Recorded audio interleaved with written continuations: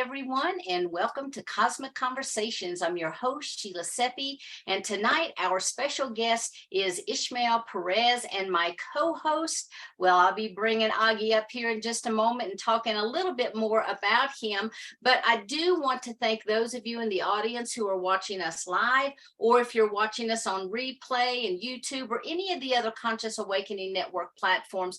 Thank you so much, and I also want to thank you for tuning in and helping us to cross that 50,000 viewership mark. Thank you, thank you, thank you. Now, as I said, this month I have Augie Nost, and I absolutely love Augie, and I met him actually when I was being interviewed on his show with Broadcast Team Alpha. But Augie, in addition to being a talk show host for over 25 years, has also authored 2 different books: The Spiritual Science, Higher Consciousness Thinking, and To Access the Universal Consciousness. And he also wrote Universal Successful Principles and How Billionaires Think. And later on this month, I'm actually going to interview Augie so he can tell us all about those phenomenal works. But right now, we're going to go ahead and I'm going to turn it over to you, Augie, and I'll bring our guest up. So welcome, Ishmael. Hello, how's everyone doing? Hi there, God, I'm glad you could make it tonight, because if you couldn't make it, she was going to interview me. Yeah, sorry for the delay, guys. I was teaching an online course. That's okay. You're kind of a newcomer to this arena and almost like an overnight success. And that's kind of unusual because evidently, the good ones, they just take their time, they study, they learn before they go out on the world and start to teach others. So that's usually what happens. I want to say a couple of snips from your bio here, and that is that for those that 3 out there that don't know you, I know all the rest of them do. And you are a cosmic ambassador that represents an intergalactic alliance known as the Covenant of Palador, or however you would pronounce that. It is cosmic treaty initiated by the forces of light in higher dimensions to protect and guard Earth from the Draco forces. He's also a super soldier involved in the cosmic war, and he is an author. And a book there is Our Cosmic Origin. And I know Sheila can hold that book up so we can all see it. I got my copy in today. I was hoping to get it Friday, Ishmael, so I could read it before you came on tonight, but I definitely will devour it this week. Yeah, that's the old edition. Okay. Okay, he's also a sought-after speaker, a guest on many different types of shows, and a frequent guest on conferences. And now you heard enough from me. We want to hear from Ishmael. Welcome to the show. Thank you guys for having me here. It's a great honor and pleasure to talk to people that are willing to listen about information that was eradicated from all records regarding the true planetary and galactic history, and our relationship to the various types of ETs that are out there, but that are also walking and living among us, of course. Absolutely. I have so many questions, and I was wondering if maybe, let's start out with your book. If you could tell people about your book. So you said this was the old one. Have you reprinted this? Yes, actually, I do have a up-to-date version, which is like a pink cover, or Cosmic Origin. All right, I guess I'll have to be getting that one too. Yeah, and I also have it now on audio for those that would rather listen to it than read it. And yeah, it took me about a little over 10 years to write this book. And the reason being is because I only wrote when I felt inspired, when I was getting the downloads. However, I did do the research to back it up. I studied many other resources, such as the works of Barbara Handclough, Barbara Marcinic, as well as some highly classified information to kind of confirm and validate a lot of the stuff that I talk about in here. So what is the difference between Our Cosmic Origin and other extraterrestrial or books that reveal the extraterrestrial connection? Well, in our cosmic origin, I integrate cutting edge science through the field of quantum physics, and I bridge it, or I integrate it with ancient metaphysical knowledge to explain the different dimensions. I also integrated with the Bible's version of angels and demons in terms of positive ETs and negative ETs. And I also integrated with the concept of the cosmology as revealed in the Urantia material. And something new that I did in my book that nobody else has done is I was able to tap into the galactic history of the Earth and the real history of the Nibirians, who we call now the Anunnaki, and how it all kind of plays out in our suppressed history, and really how it all ties into the events that are unfolding during these days as we enter, or as we are now entering, a new era. So it is a very informative book. Some people might perceive it as very dense because I reveal different systems of cosmology that haven't been heard of in like thousands of years. I also introduce a new system of cosmology that nobody has ever talked about, called the system of the 12 living universes, the 12 cosmic rays of power, and the different archetypes that are the overseers of those 12 different universes, and how our individual universe is part of the 12th creation. So we are part of 12 different creations. So we, as being members of the 12 creations, that explains how everything is in the numerical value system of the 12. For instance, we have the 12 signs of the zodiac, or the 12 houses. We have the 12 chakras, the 12 strands of DNA, the 12 tribes of Israel. I mean, there's just so many correspondences to the 12. And the Council of 12, of course, the pantheon of the 12 gods. It all ties into the system of the 12. And what I also do in my book is, in the new version, I add a chapter that actually reveals what happens after the ascension, because a lot of these manuscripts talk about this coming war at the end of the millennium, and nobody really knows what that war is all about. Well, I've come to discover that that war has a lot to do with artificial intelligence, and how the Starseeds, through the genetic upgrades, through the activation of dormant DNA, are going to pretty much be the victors and the heroes at the end of the millennium, as we, fight one final victory against artificial intelligence. So in the second edition, I actually reveal what happens when the Earth is once again restored back to the galactic community, and how we have like this long period of peace that many manuscripts, including the Bible, call the millennium.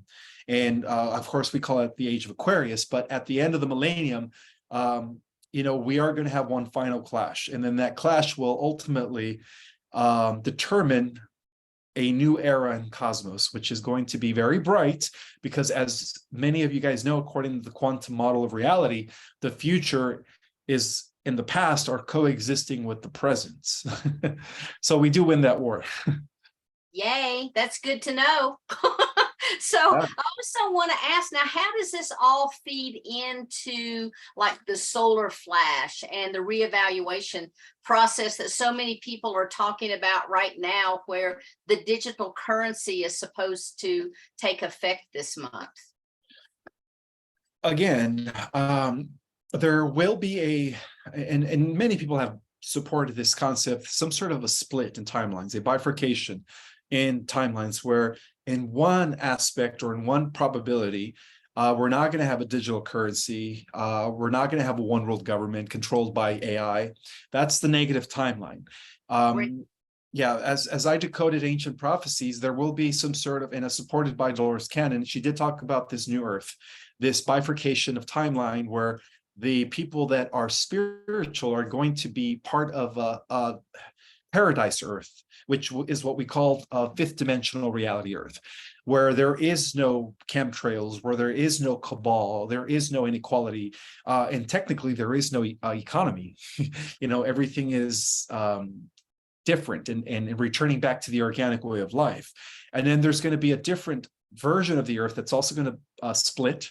So I believe that this great event called the solar flash is going to be the demarcation point that is going to actually split those two timelines when it does happen. So for the people that are on the positive timeline, reality is going to change in a split second. They're going to be technically translated into what is known as the Terra Earth, where Atlantis never declined, Lemuria is still fully intact, Tartaria. I mean, we're talking about these advanced spiritual cultures that were eradicated from our own history that are still existing in this parallel positive version of the Earth.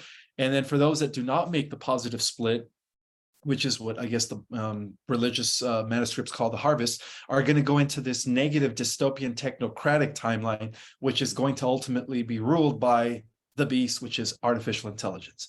So there's going to, but before it gets to that point, you know, we still have time. There's going to be a solar event that is going to kind of split those two Earths. And I'm not talking about a physical split. I'm talking about a vibrational split where people that are on the positive timeline are going to disappear from those that stay behind on the old timeline, which is the negative Earth. So there will be some sort of change, drastic change that's going to take place. I think there is some religious writing to that effect. I know that Christians, isn't that what they call the rapture? The chances are that they write to the effect that, you know, you will see someone and the next second he is gone. Mm-hmm. That could be the sun flare, the sun, whatever happens there, I think will also not necessarily all be positive, because like you're talking about the two timelines, for the ones that is in a negative timeline, that could be a little heavy burden after that happens. And let them have that. I don't care, because I'm not going to be there. But in this one, I wonder how it will be after. What would our life be like afterwards?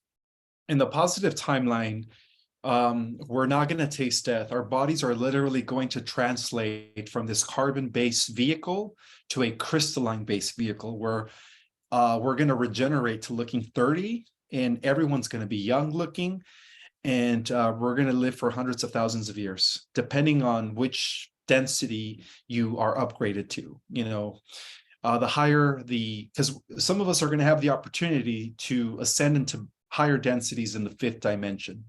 And so depending on where your vibration is, you're going to live longer. But ultimately, as we ascend, we're all heading into some sort of immortality, natural immortality, not the immortality that the technocrats are trying to impose through merging with technology, which is a Luciferian version of immortality, but through the natural activation of dormant DNA. We do have a gene that is laying dormant within our inactive genetics that will allow us to live, you know, forever. So it's going to look much different for those that go into the positive timeline. So would this be part of the genetic set that we originally had before we were so-called tampered with? Absolutely, yes. Yeah, the original Earthlings were known as the 12-strand Terranusian race. And so we've been downgraded to only 2 helices of the 12 strands. And that was done by Enki, unfortunately, to kind of create a slave race. And this ties into the story of the Anunnaki, right? And why they needed to create a slave race to mine the gold. But all that is being reverted. All that is being reverted as our dormant DNA is now reactivating due to the CMEs are coming in. So basically what's happening right now is that we are all going through some sort of genetic upgrade as we are getting ready to shift into the new Earth that is already coexisting simultaneously with this current Earth. It's just on a different vibrational frequency. So first we take our consciousness there, and many of us are already doing that through the spiritual work, through the inner work, dealing with the shadow, learning how to clear wounds and past traumas, learning how to integrate that. And the more people do that, the faster we're going to get everyone else on board, because we're all connected via some sort of organic mind hive. And so I think there is a critical mass effect that's going to take place as a result of enough people doing this vibrational or this inner work that is going to cause the tilt for the good people of the Earth. Even if they're not starseeds, even if they're not light warriors, if they're generally good people, it's going to cause a natural tilt for them to go into the positive timeline. Only the wicked And the powers that were, those that are associated with the technocrats and the elites, are unfortunately going to be, going into the negative timeline. Good riddance. The what? Good riddance. Oh, yes. Yeah, when you're talking about a genetic upgrade, there's actually some evidence to that, because I believe it was at UCLA. There was a team of scientists that did an experiment where they extracted DNA from, there were indigo children. And they found that some of what we call the junk DNA started to assemble itself and become a third strand. So, and they were also very psychic, they were very intuitive, and extremely artistic. That's accurate. That's very accurate. Yeah, you probably read about that. Oh, absolutely. Well, even us, the starseeds that are in their 30s, 40s, and 50s, and 60s, and 70s, that were part of the first and second wave, have already a third and fourth strand of DNA. And that explains why the black goo, the chemtrails, and all of that poisonous stuff, genetically modified foods, is not affecting us, because we are already using more than 2 strands, by the way. Yes. That's awesome. So, yeah, that's a proven fact. Yeah, Caroline Corey did some studies with children, as well as, Mary Rodwell, indicating that, these children that are coming in awake. A lot of them are very much aware of the planet that they have come in from, and they're very, very familiar with the work that they're actually here to do. And all of these kids talk about, they're here to shift the timelines. They're here to shift, to help to create, to cultivate this new planet. That's correct as well. Yes. Yeah. Absolutely. And you guys are all part of it. Everyone on this, Zoom call, the listeners, the reason you guys are resonating with this type of information is because you guys are all part of the rescue team mission that was that volunteered to come and raise the vibrational frequency of this planet. And a lot of the people that are expecting some sort of external savior are being misled, because technically, I believe, and this is what I've been talking about and teaching, is that the star children and the star adults, and that includes you guys as well, we are the expected saviors of humanity. All the volunteers that are here as a team are, through the activation of the dormant DNA, when the stargates open upon the solar flash, we're going to have the ability to take only the good people of the earth into the new earth, and of course leaving the wicked behind. And I'm talking about the pedophiles and the wicked, the warmongers, the sorcerers, and the dark magicians, the mafias, and all that stuff. We're going to leave them behind, and they're going to just suffer the fate of this technocratic dystopia, which is going to ultimately enslave them. Yes.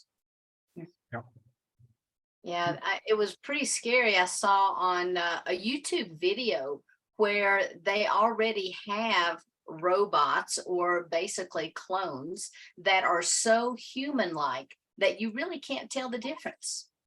And I was also in Denver, in the Whole Foods. They now have a scanner that you place your palm on. And I asked the girl at the checkout, I'm like, why are you supposed to put your palm? She goes, she goes, and I'm scared to death of this thing, but she says, I think that what it does is it reads your palm, it picks up your prints, and it goes to an account that you have money in to pay for your groceries without you setting it up. All you have to do is place your palm on it. Yeah, that's an indicator that things are going into that direction. The Bible calls it the mark of the beast, which is what they call a social credit system, which has already been implemented in some of these dictatorship countries like, China and other parts of the world. Well, they're trying to push it, the globalist agenda. One of the things that I talk about is that we're actually being invaded by an alien predatory AI, which is a gradual invasion that takes place from within. And that explains the rollout, the medicine rollout, in the last 2 years. That's part of the genetic modification. They want to alter the human species into cyborgs. That's part of what they call transhumanism. So that's why I believe that the solar flash is going to nuke, even for those that were coerced into getting this medicine, this, this stuff that they injected. That's supposed to neutralize all of that nanotechnology within their bodies and totally allow them to ascend. But for those that were believing in that stuff and did it because they felt that it was the right thing to do without questioning it, and got, booster after booster after booster. Unfortunately, they're not going to be making the positive timeline. So it's going to be interesting the way it all unfolds. That's how this alien AI invades worlds. They don't do it openly. That's too primitive. They do it through slow, gradual invasion and infiltration. And it's a process of 10 years, and that explains Agenda 2030, which used to be known as Agenda 2045. And what that whole agenda is about is implementing some sort of a global social credit system, where they connect everyone who's gotten, shot after shot after shot to this Borg mind. And that's what they want. They want to make sure that everyone is mentally controlled by the Borg, which is what they already kind of put into place. But again, the solar flash is going to destroy and neutralize that infrastructure. Yeah, and when you talked about AI like that, the head of the Motorola Electronics division, he said in an interview about a year ago, I heard the interview, and he said in 2030, he says, no one will need to carry a phone around because we will have the phone here. All we have to do is to think a message and the other one gets it. Yes, that's part of the transhumanist agenda. They call it, well, it used to be called Agenda 2044, but again, now it's Agenda 2030. They're trying to speed things up because they know that the solar flash is coming, and that would be the end of Agenda 2030 as we know it, which is the ultimate, which is what they call a post-human era, the era of the cyborgs, But yeah, you're right, Augie. Ultimately, they want to take away our devices. First, they want everybody to become addicted to the devices. So when the time comes to put it inside ourselves so that we can interface with the technology and the internet of things, which is going to be there, well, according to them, it's going to be everywhere, right? Then at that point, we have no other option but to merge with the technology. But we're not going to be buying into that, of course, because there is a resistance against that through our community. Yeah, and then the thing about it is that we will become so that we will be a walking computer with total access to everything on the internet by thought. But the thing about it is that we have a way to develop this on our own. Absolutely. Yes. Speak on that, because we don't need those electronics to be able to talk to other people, and we can do that. Right. Yes. We only use 4% of our full genetic material. And what they call junk DNA is really the genes that allow us to have these abilities and have these powers: telepathy, telekinesis, teleportation, flight, the ability to neutralize gravity and fly, literally, all within our dormant DNA. So the Luciferian path to this is to do it through technology. But God's plan, which is the organic way of life, which is the natural ascension, those that don't become lazy and merge with technology, are going to do it naturally when the solar flash takes place through the ascension. So what we are going to be witnessing in the future, perhaps by 2030, is the rise of the next stage of human evolution, whether you're doing it through technology, the Luciferian path, or whether you're doing it through the activation of your dormant DNA, which is what we call the ascension. Yeah. And in either case, you're going to have angelic humans who are going to be part of the new Earth. And then on a different timeline, you're going to have robotic cyborgs that are going to do it lazily, through technology. They're going to be lazy about it. So they want to achieve the same abilities, the same status, but without doing the spiritual work, by merging with the machine. So that's the difference. So in fact, this will take us back to that organic terranusium state that we were originally in before Inky started helping us out. Well, before he made us into a slave race, yeah, because we come from the Atlantean race, which is known as the fourth root race. We're Right. part of the fifth root race, and believe we're going to be entering the seven root race. As we activate dormant DNA, we're going to be emerging as what we call Homo Luminous, which is or Homo Galactus. There's different names to describe this emergence, which is going to be humans with supernatural abilities. So what the Cabal is doing is, because they know of this prophecy, is they're trying to do it the lazy way through technology. And that's why there has to be one final clash at the end of the millennium when these two timelines merge again. Yeah. So I'm just wondering real quickly if you can describe for us a little bit about these other universes. You mentioned that we're one part of 12. Can you explain that for people? Sure. So the way it works is that we are part of an organized multiverse where our local universe is organized into a bigger cosmic body or system. There were 11 prior creations prior to the 12th, which is the universe that we're part of. But even within each creation, there are minor local universes. So to give you an example, the universe is organized in numbers, so everything has a Stargate coordinate, you could say, including galaxies, constellations, and planets. So we are part of the 7th super universe, which is one fragment of the Omniverse, because the Omniverse, so there's a portion of the Omniverse which we call the realms of eternity. They have always existed, and that is equivalent to what scientists call the Motherverse. So the universes that are experiments in time and space, or what we call simulations, are extensions of the base reality, which is eternity. Everything else is just a kind of a simulation. So all the dimensions are just lesser simulations as we go into the realms of eternity where everything's base reality. So our eternal spheres divides first into 7 aspects. So we're part of the 7th region. And then within that 7th region, you have 12 major creations.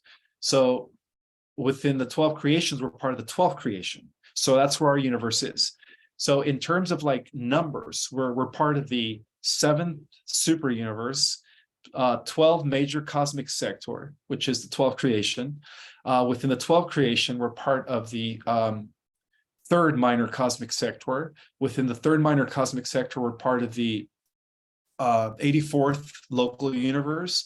Within the 84th local universe, we're part of the 70th constellation, because each universe has 100 constellations. So we're part of the 70th. And then within the constellation that we're part of, we're known as the system of the 24, or the 24th system, because each constellation has 100,000 systems. And then each system has anywhere from 600 to 900 evolving terrestrial worlds. So within that system, we're known as planetary 606. Yeah, so that way everything is registered and everything has a coordinate. So that's where we stand in the organization of the multiverse. This is amazing. And, we could really just sit here and ask you questions all night, but I do know that you've got to get back to your class. So for people who are interested in learning more about your work and about your classes, can you tell them how they can get a hold of you and what classes or courses that you have available right now? Yes, I do have a website called thecosmicarts.com. It's all one word. And in that website, you have access to my Audible version of my book. If you want to order a hardcover, you have access to all my courses. So I do teach 3 courses. I teach a Starseed cosmology class, which we go into detail. I explain the different dimensions all the way to the 12. I cover the cosmic and galactic history in detail, which is a 6-hour course, but we divide it into 3 parts, 2 hours each week. So that way it's not 6 hours a day, right?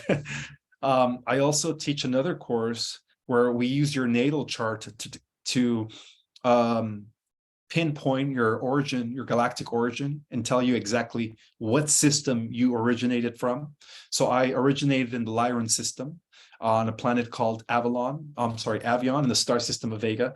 Some people originated in Ta Seti, the Pleiades, Arcturus, depending on your natal chart.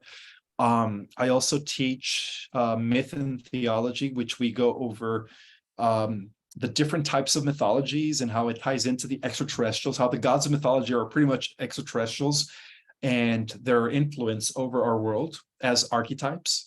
We go into different explanations of eschatology, which is the last battle between good and evil that is supposed to be taking place at the end of the cycle. And I also teach, that's it, those 3 courses right now.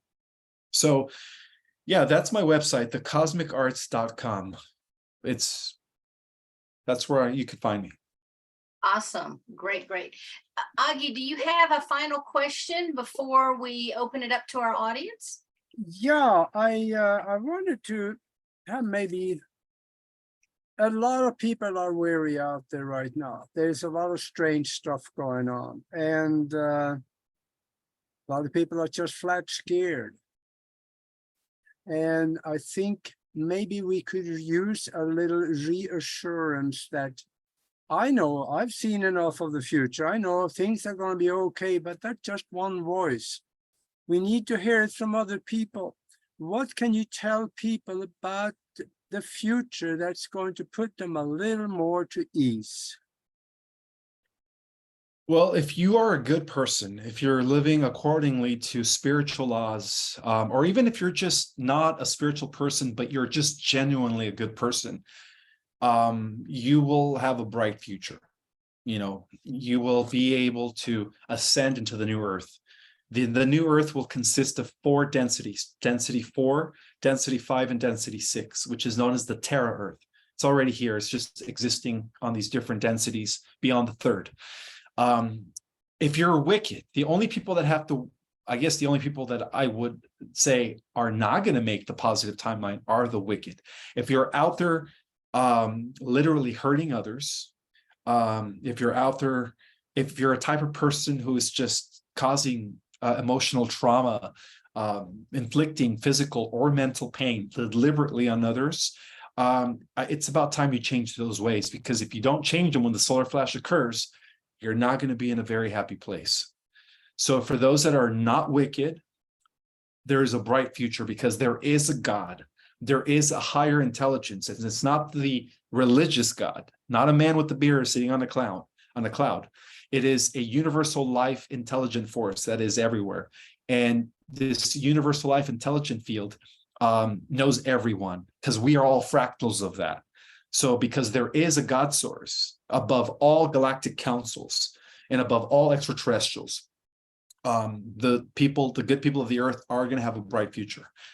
So there's God's plan, and then there's, of course, Lucifer's plan, but at the end of the millennium, Lucifer's plan is going to come to a halt, and it's not going to, exist anymore.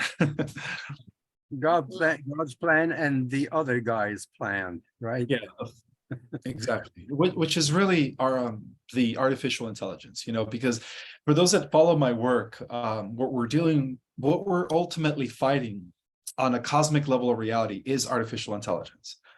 Machine is the beast, the machine. We have all types of ETs out there. We have organic-based ETs that are connected to source. And then we have silicon-based ETs that are cybernetic androids that have no connection to source, that feed off of our life force in order to exist. And so eventually that's going to come to an end. And that's going to usher in a whole new era of peace in the cosmos. Beautiful. Well, that's a wonderful positive note to open up our questions from the audience.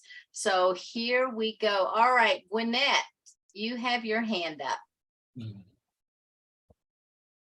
Hello, hi everybody. Hi, Ismael. Thank you for taking my call. You can hear me, correct? You know what? We really Can y'all hear me? You're breaking up. Let's see. Try it again.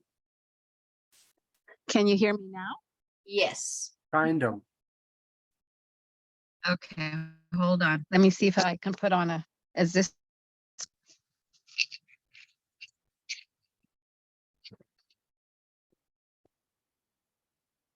Okay, are you Hello? there? Hello. Yes. Okay. Can you hear me now? Is Yes. this What better? is your Okay, question? good. My question is, given that we live in a multi-dimensional reality already, I'm just asking in terms of Anunnaki history. I know Ishmael kind of, saying Ishmael is referring to Enki as the negative one and Lil as the good one.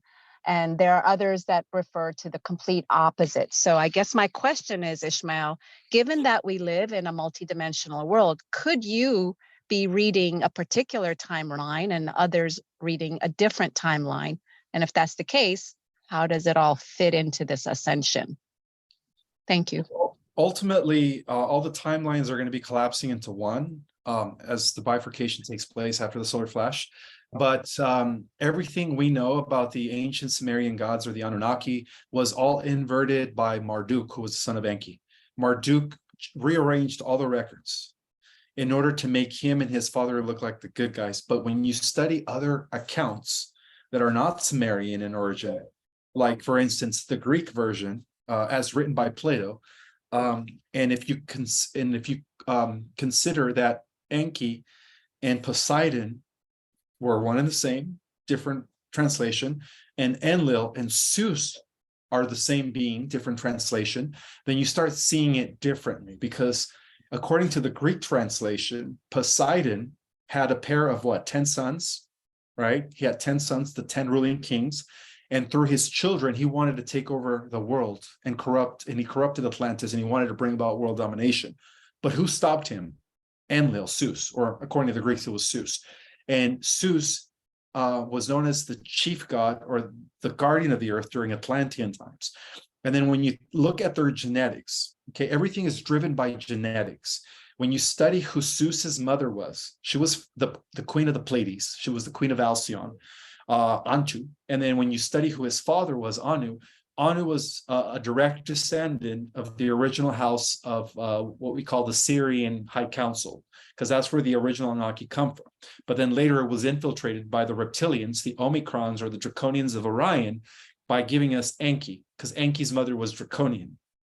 And then if you study other accounts like the Rig Vedas, they talk about the trickster god, known by different names, again, corresponds to Poseidon, Enki. And he was also a master geneticist.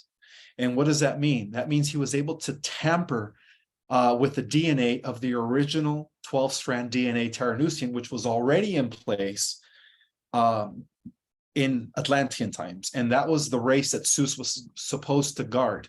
But his half-brother Enki Poseidon corrupted that lineage because they were trying to corrupt the bloodline that led to Jesus. And that explains why Enki created all these abominations, all these monstrous, all these hybrids that even the Cabal and the negative ETs are creating in the secret space program. You know, they're creating different monsters by mixing human genetics with animal genetics, zeta, insectoid, and reptilian to create abominations. So this is the same program that Enki put into place during the times of Atlantis. And through his son, they were able to change everything, all the records around, because who took over after Atlantis? Who took over the affairs of our planet? Marduk. And if you study who Marduk was in the pantheon of the gods, he was known as Belial Baal. And then that is who has been in charge and at the head of the Cabal, the Babylonian Brotherhood, the 13 Illuminati bloodlines since ancient times. So in fact, all the children that have been sacrificed to Baal, Marduk, were sacrificed by the Cabal in order to feed Marduk, because all the reptilians feed off of the Lush, right? The adrenochrome, especially the children, and they actually eat children. Marduk and his cousin Molech, which was another Draconian, are the ones that all these children have been sacrificed to. So that's why when people say Enki was the good one, is because they're basing it on the tampered records that Marduk rearranged. So you could say that the reason why a lot of people are saying Enki's the good one is because they forget that all the records were tampered with, including our Bible. And so that's why I say that it's the opposite. Everything that they say, just flip it around, because all the written records were tampered with except the Greek translations and the Vedic translations. But as far as like the Western records, which stem from ancient Samaria and Egypt, they were tampered with. Awesome. Thank you so much. That was an awesome answer. Okay, do we have another question? All right, if not, Augie, I'll take it back to you. Oh, okay. Well, we are. You mentioned in your bio that you were involved in the cosmic war. When we talk about war in the heavens, a lot of people's their eyes glaze over and they say, "Yeah, sure." But there is actually some evidence for that, physical evidence that people can see. There is a guy in Canada. His name is Bruce Schwartz. He has a YouTube channel that is called Bruce Sees All.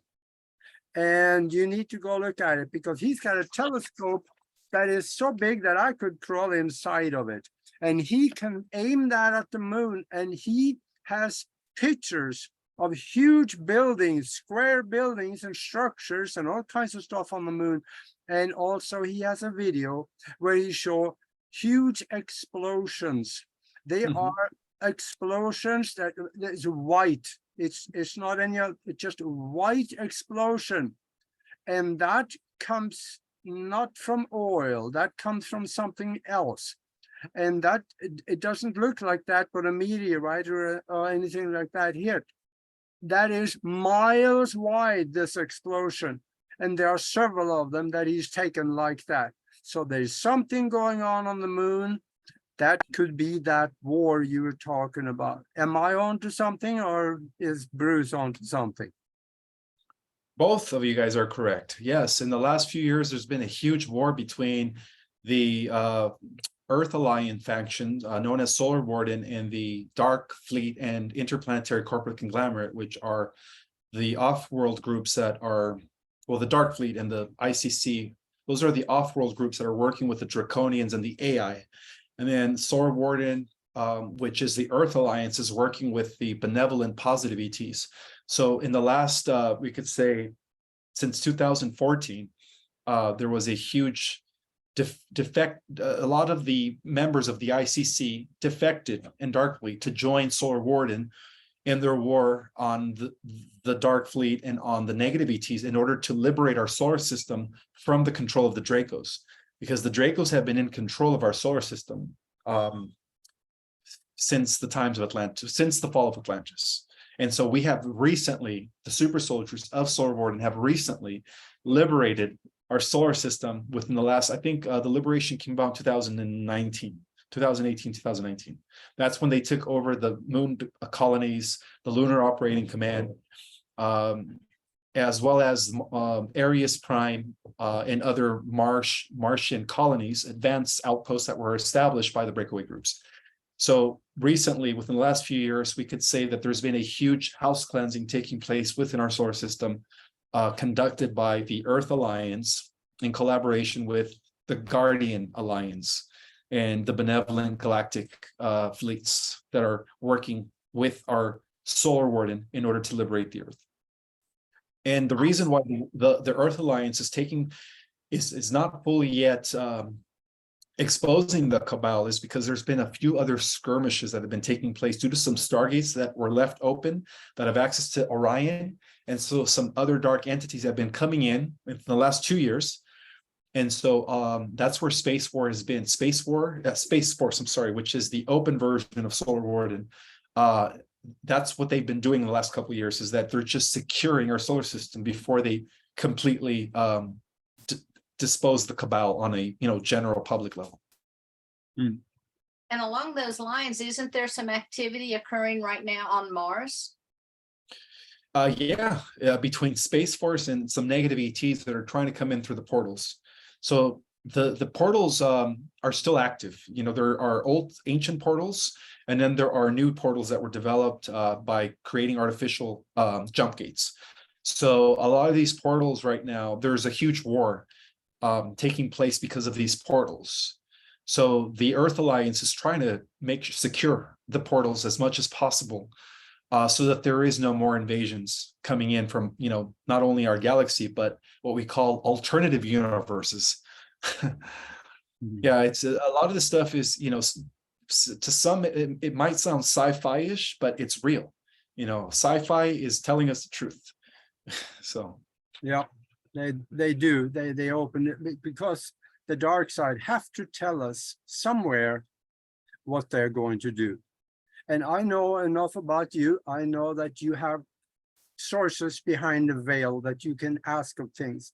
What do you hear from the wind about the Cabal's Operation Bluebeam? Do you think they'll be able to implement the fake alien invasion? They canceled out that timeline because the Earth Alliance has access to technology where they're able to see future probabilities through Looking Glass. So they were able to pretty much pin down the Cabal on every probable timeline. And so it's not going to happen anymore. Project, or what they call this, using holographic technology, creating a fake alien invasion, that's all canceled. So it's not going to happen anymore. Not in our timeline. I totally agree. Yeah. Yeah. If anything, we're going to be, everything is gearing towards first contact with the Galactic Alliance and the Federation of Free Worlds. So. Yeah. You got a date stamp on that one? That's a good one. I have a time frame between now and no later than 2028. Yeah. You can narrow it down a little more, couldn't you? Well, there is a timeline war taking place in the future between us as angelic humans, metahumans, humans with abilities, supernatural powers, and the AIs. So due to that timeline war, things are constantly fluctuating in the presence. But we even win that war. And then we create a new treaty as a result of winning that war. And the treaty has a lot to do with we set up a policy that is going to be, implemented across the universe, where we can no longer develop artificial intelligence because, it always goes wrong and it always turns against life. So we after we win that war, we create a new policy where we try not to repeat the same mistakes of the past, so that we don't have to do this again in another cycle eventually. Well, that's amazing and great to know. And Ishmael, it's been wonderful having you here tonight. I do want to honor your time. I know you've got a class that you've got to get back to. We'd love to have you back and ask you so many more questions. Hands are going up like crazy. People have all kinds of questions that they're wanting to ask. There's activity occurring in the chat, but let me just ask again, if you could repeat your website for people so that they could reach out and get a hold of you, maybe sign up for your courses. Yes, it's actually called the cosmicarts.com. thecosmicarts.com. Beautiful. Thank you so very much. And thank you for being here as our guest tonight. Thank you, everyone, for being here. I'm sorry we couldn't get to all your questions. Augie, thank you so much for bringing Ishmael to us tonight. I really appreciate it. And so, everyone, until we are all back together again next week, I wish you a beautiful and blessed week, and namaste. So what I'll do for you guys, I'm sorry to interrupt, is that in 2 weeks, if you want to bring me back on, I could do another hour and a half. We could do questions and answers. Okay, Augie, let's get that worked out. We'll do it.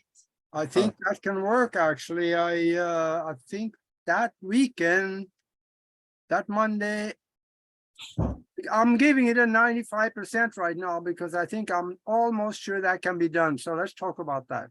Yeah. Let's do. So thank you so much. I really appreciate it. And thanks again, everyone, for being here. Much love. And we'll see you then on Thursday. Okay. So good night, everyone. Thank you so much. Good night. Bye. Bye-bye. Bye-bye.